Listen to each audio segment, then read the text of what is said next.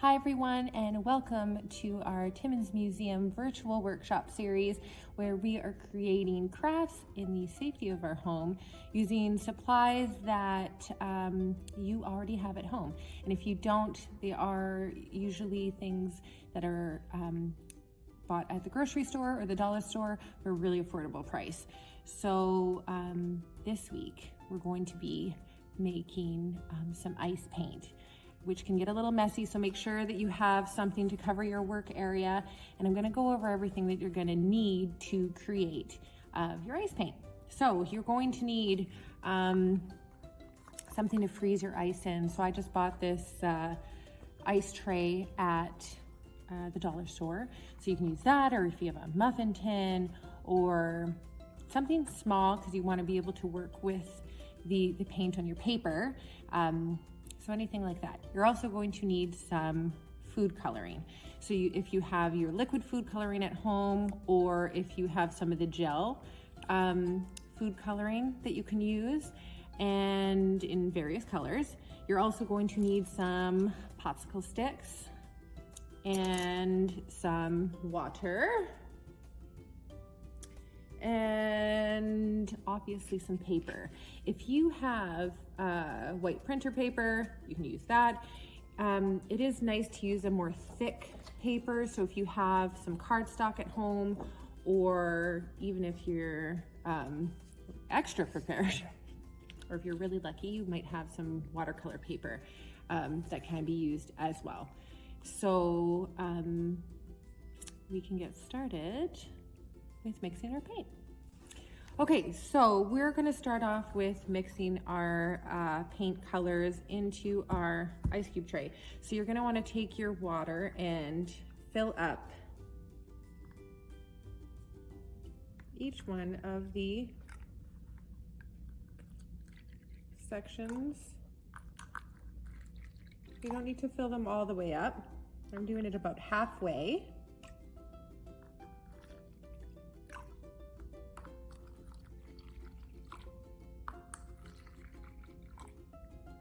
Now, I'm going to be using just a little Q-tip to help mix my paint my paint colors.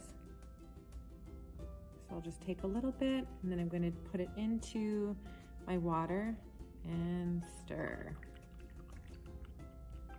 Make sure you stir it well, especially if it's the gel.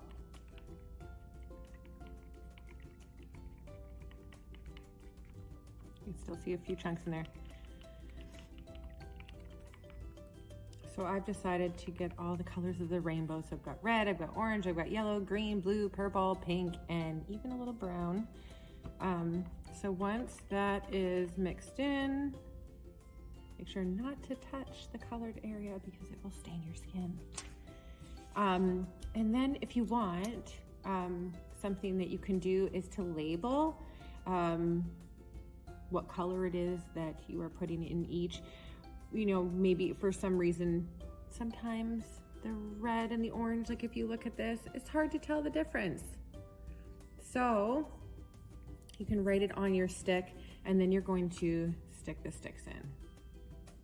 Okay, so we'll do that with each one of our colors, and then I'll show you what we can do afterwards.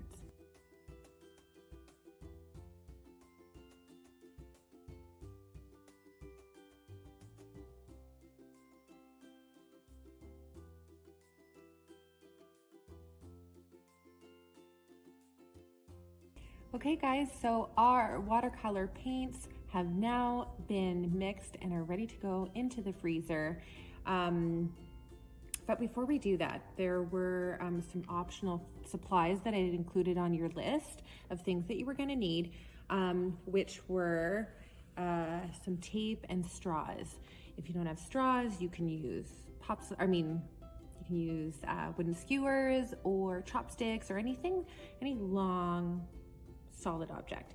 And the reason why is because you'll notice that when I put the popsicle sticks into the ice cube tray, they're leaning, which is totally fine. You can definitely paint like that, but if you want them standing up straight as such, I've come up with a way that can hold them in place while they're freezing.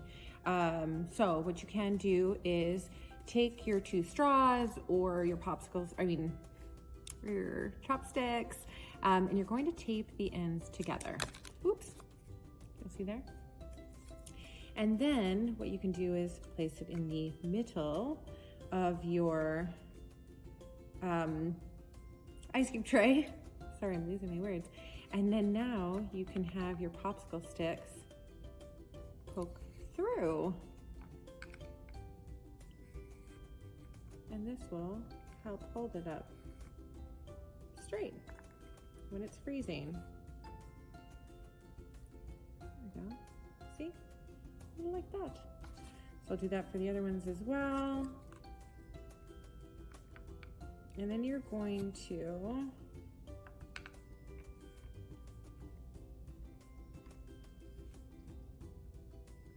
place them into, oh my gosh.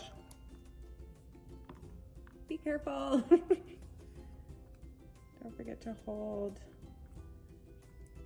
the straws. Okay. I think I've got it together now. Okay, so you can see now that our tray is ready to go into the freezer. So you're gonna need to put it in there for at least about 3 hours. If you don't have something to hold up the sticks like this, what you could do is put the ice tray into the freezer, and then after about an hour, you should have a crust of ice at the top of the ice cube, and then you can kind of adjust your popsicle sticks, or you can like put the popsicle sticks in at that point. So it's really up to you how you want to do it. So we're gonna go put these now in the freezer, and then when they're ready, we'll start painting. Stay tuned. Okay, so we are back, and we waited about 3 to 4 hours. I checked in about 4 hours after, and my ice cubes are now frozen solid. So at this point, you're going to remove the thing that's holding the popsicle sticks if, at this point, you use that. If not, then you can just skip that step.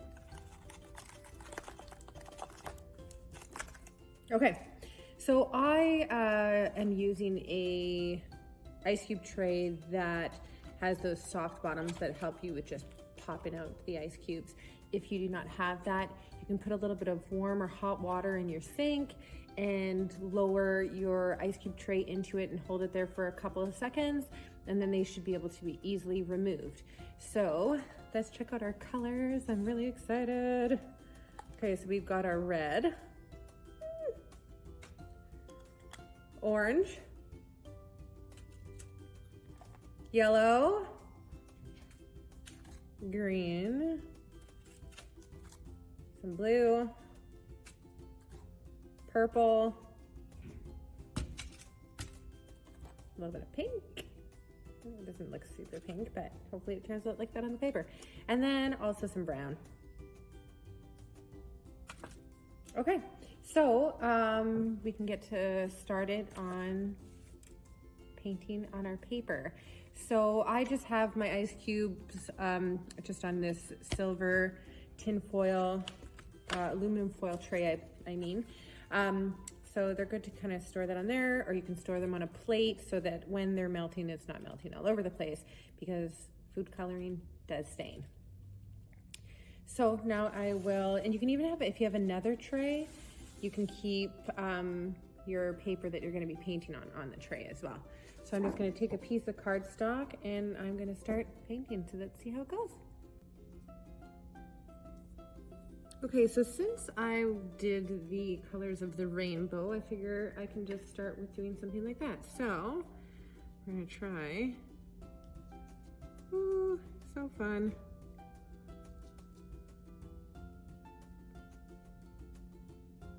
Oh, I love it. It almost looks like a watercolor. A little bit of orange.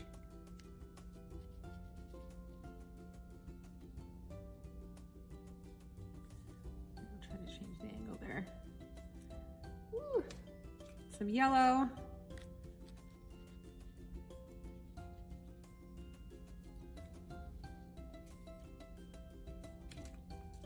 green. Blue. So as they melt, they're coloring the paper. So we'll do a little blue. And a little purple. Ta-da!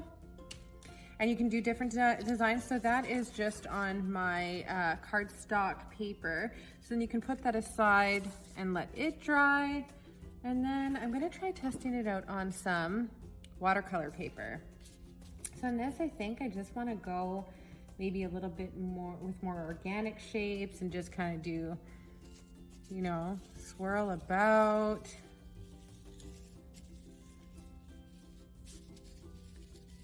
Maybe use some warm colors.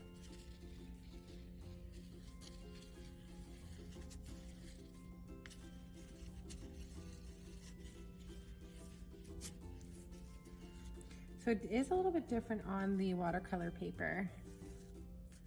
Watercolor paper is just a little bit thicker. It's made for water, which in this case we are using.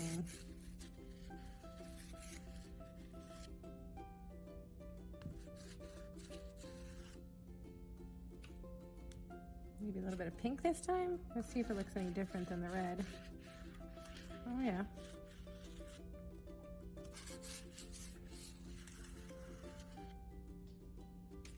And a little more yellow over here.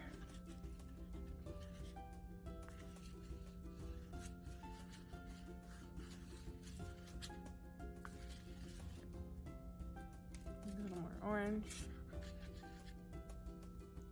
And there we go. You can even try doing some stamps too, which I'll try doing on the next one. Let's see how that goes.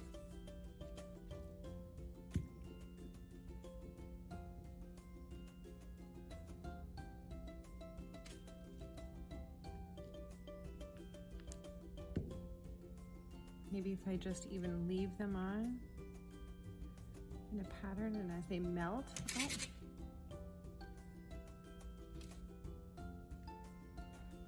It's just a fun way of painting, doing a little something different. You can even try writing their names.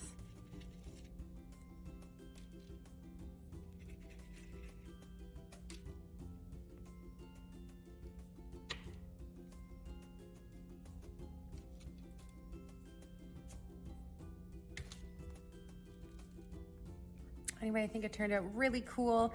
So if you want to take part at home, all you're going to need is an ice cube tray or maybe a muffin tin or something, some water, some popsicle sticks, and some food coloring, and then paint away.